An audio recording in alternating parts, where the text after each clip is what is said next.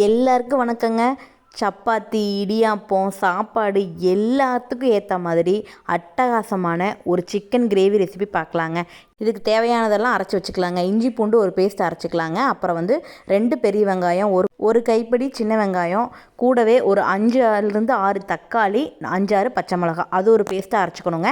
அப்புறம் தேங்காய், முந்திரி, கசகசா, சோம்பு, இது தனியாக ஒரு பேஸ்ட்டாக அரைச்சிக்கணும். அப்புறம் ட்ரையாக பொடியாக அரைக்கிறதுக்கு பார்த்திங்கன்னா மிளகு, சோம்பு, சீரகம், கருவேப்பிலை, இதை ட்ரையாக அரைச்சி வச்சுக்கணும். இப்போ கிரேவி செய்ய ஸ்டார்ட் பண்ணிடலாங்க. இது நீங்கள் ஓப்பன் பாட்லேயும் வைக்கலாம். நான் இன்றைக்கி குக்கரில் வைக்கிறேன்.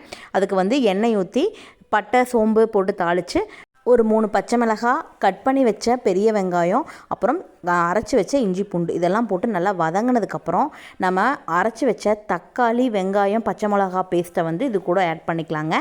அதுக்கப்புறம் 2 டேபிள் ஸ்பூன் கொத்தமல்லி தூள், வீட்டில் அரைச்ச கறிமிளகாத்தூள் ஒரு 3 டேபிள் ஸ்பூனுங்க. அப்புறம் வீட்டில் அரைச்ச வரமிளகாத்தூள், கூடவே பார்த்திங்கன்னா கொஞ்சமாக கரம் மசாலா, அப்புறம் மஞ்சத்தூள், உப்பு, இதெல்லாம் போட்டு இந்த மசாலா நல்லா பச்சை வாசம் போகிற வரைக்கும் நல்லா வதக்கிக்கணுங்க. அது நல்லா வதங்கினதுக்கப்புறம் கழுவி வச்ச சிக்கனை இது கூட ஆட் பண்ணிக்கலாங்க. நல்லா கிரேவியாக வேணும் அப்படின்னா தக்காளியும் வெங்காயம் அரைக்கிறதுக்கு கொஞ்சம் ஜாஸ்தி போட்டுக்கிட்டிங்க அப்படின்னா நிறைய கிரேவி கிடைக்குங்க. இது நல்லா மசாலாவோடு கலந்து நல்லா கொதித்து இது மிக்ஸி ஜாரை கழுவுன தண்ணி மட்டும் ஊற்றிக்கிறேன். ஊற்றி மூடி வச்சு நல்லா கொதி வந்ததுக்கப்புறம் அரைச்சி வச்ச தேங்காய், முந்திரி, சோம்பு, கசகசா பேஸ்ட்டை இது கூட ஆட் பண்ணிக்கலாங்க. உங்களுக்கு கிரேவி திக்காக வேணுமா இல்லை தண்ணியாட்ட வேணுமா அப்படின்னா நீங்கள் அதுக்கு தகுந்த மாதிரி தண்ணி அட்ஜஸ்ட் பண்ணி ஊற்றிட்டு குக்கரில் வைக்கிறீங்க அப்படின்னா ஒரு 2 விசில் விட்டு எடுத்துக்கலாம். இல்லை நீங்கள் ஓப்பன் பாட் வைக்கிறீங்க அப்படின்னா அப்படியே மூடி வச்சு வேக வச்சிடலாங்க.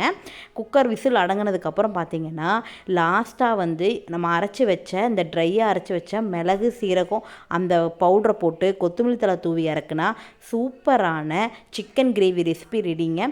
இது எல்லாத்துக்கூடையும் சூப்பரான காம்பினேஷனாக இருக்கும். ட்ரை பண்ணி பார்த்துட்டு எப்படி இருக்குன்னு சொல்லுங்கள்.